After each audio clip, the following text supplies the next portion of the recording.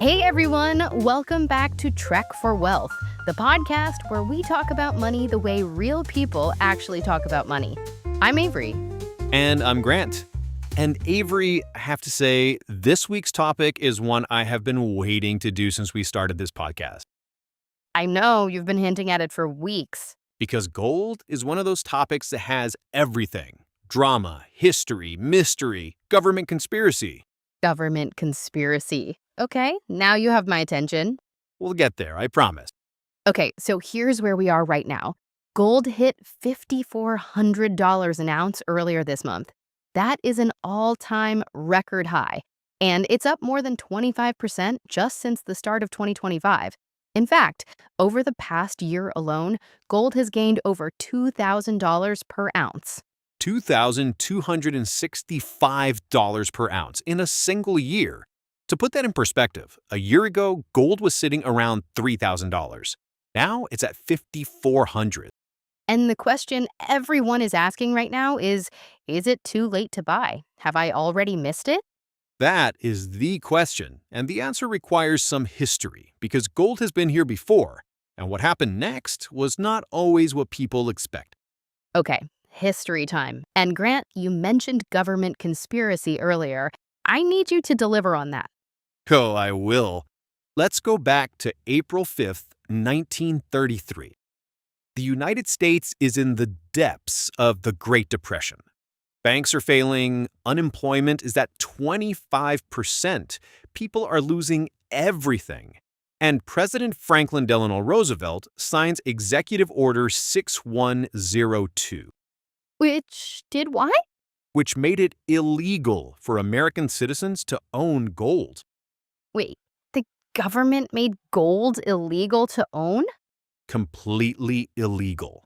Every American was required to take their gold coins, gold bars, and gold certificates to the Federal Reserve and hand them over in exchange for $20.67 per troy ounce.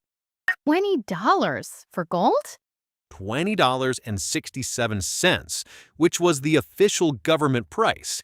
And if you didn't comply, you faced a fine of $10,000, equivalent to about $240,000 today, or 10 years in prison, or both.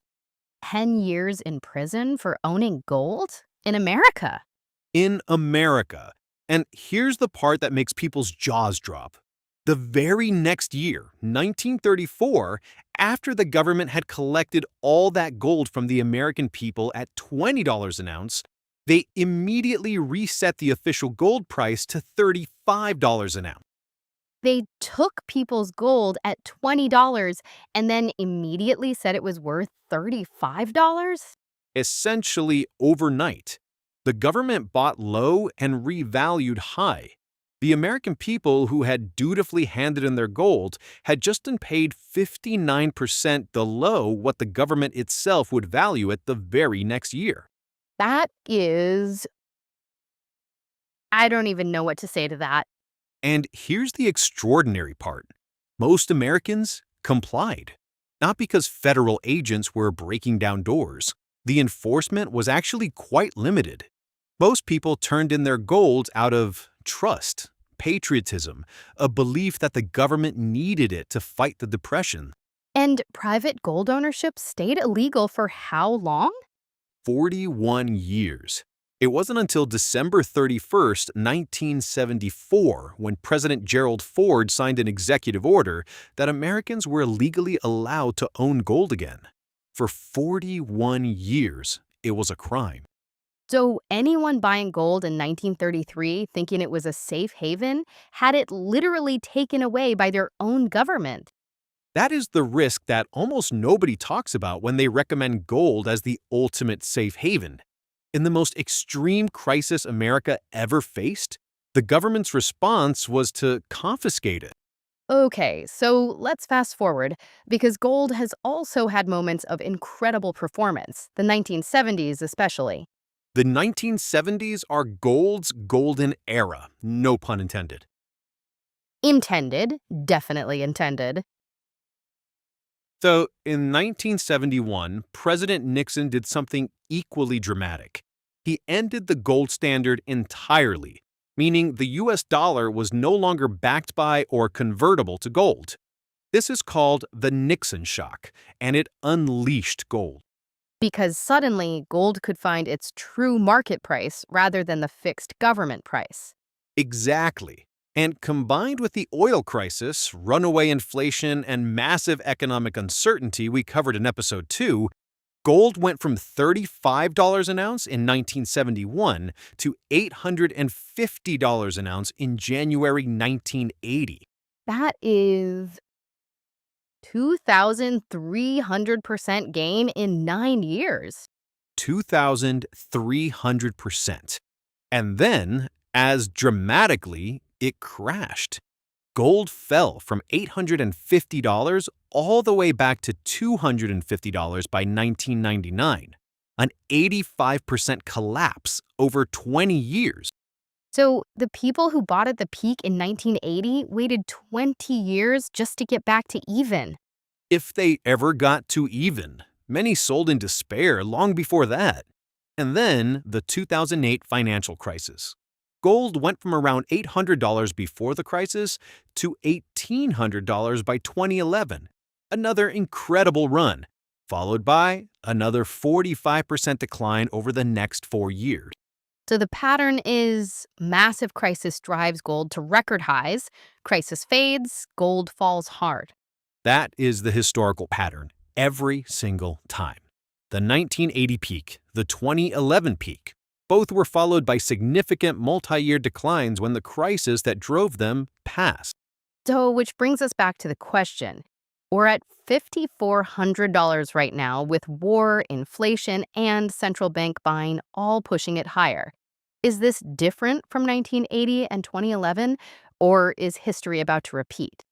This is the genuine debate among serious gold analysts right now, and I want to give both sides honestly.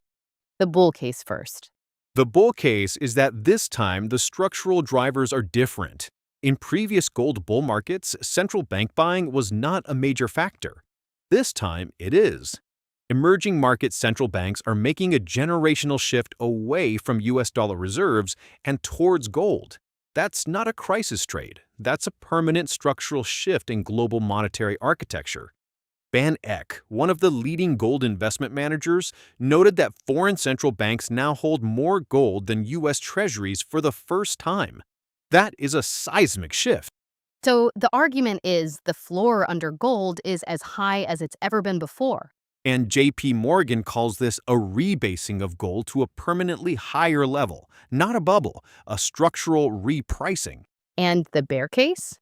The bear case is that gold doesn't produce anything. It pays no dividends, no interest, no earnings. Between 1971 and 2024, the average annual return for stocks was 10.7%, while gold averaged 7.9%. Over the very long run, stocks win. And if the Iran conflict de-escalates, if inflation cools, if the new Fed chair turns out to be credible and markets stabilize, gold could fall 15 to 20% fairly quickly. The World Gold Council actually modeled this exact scenario. So we could be at the 1980 peak right now and not know it. We could be. Nobody rang a bell at $850 in January 1980 and said, "This is the top." And one more thing, remember the tax treatment. The IRS taxes gold as a collectible, not as a regular investment. That means a maximum tax rate of 28% on gains, even if you invest through a gold ETF. That's higher than the long-term capital gains rate most investors pay on stocks. Which is a detail almost nobody mentions when they're excitedly telling you gold is at record highs. Almost nobody. Your after-tax return on gold is meaningfully lower than the headline number suggests. Okay, 3 wealth moves, because as always, we want to leave everyone with something actionable. Move 1. If you own 0 gold, consider a small position. Not because gold is going to 5,000, not because of any prediction, but because gold historically moves differently than stocks and bonds. When stocks crash, gold often rises. That diversification benefit is real and proven. Most financial advisors recommend no more than 5 to 10% of a portfolio in gold. Move 2. If you want exposure to gold, consider gold ETFs over physical gold for most people, specifically ticker GLD or IAU. These track the gold price directly, are easy to buy and sell, and avoid the costs and headaches of storing physical gold. Just know that 28% collectibles tax rate applies. Move 3. Do not put a significant portion of your wealth into gold right now just because it's at record highs. History is very clear on this. The people who rushed into gold at the 1980 peak waited 20 years to break even. Chasing an asset after a massive run is almost never the right move. If you want in, dollar cost average, small amounts over time. Let the price come to you rather than chasing it. And move 3.5? Remember 1933. This feels extreme to say, but it happened. In the most severe economic crisis in American history, the US government made private gold ownership illegal overnight. It can't happen again, probably. But if you're buying gold specifically as a doomsday hedge against total systemic collapse, know the history of what governments have done before. Gold is a tool. Like any tool, incredibly useful in the right situation, potentially harmful if misapplied. 5% of your portfolio in gold, smart diversification. 50% in gold because you're scared, that's fear, not strategy. And Grant, one sentence of historical wisdom to close us out. Gold has survived every empire, every currency collapse, every war, and every economic crisis in human history, including a 41-year stretch when the US government itself said Americans couldn't own it. That resilience is real, but so is the 20-year wait after the 1980 peak. Respect both. $5,400 an ounce, all-time record. Is it too late to buy? The answer is it depends entirely on why you're buying, how much you're putting in, and whether you've learned from what history actually shows us. Which is exactly what Trek for Wealth is here for. That's Trek for Wealth. Thank you so much for listening. If someone you know is thinking about buying gold right now, send them this episode first. It might save them a very expensive mistake, or give them the confidence to make a very smart move.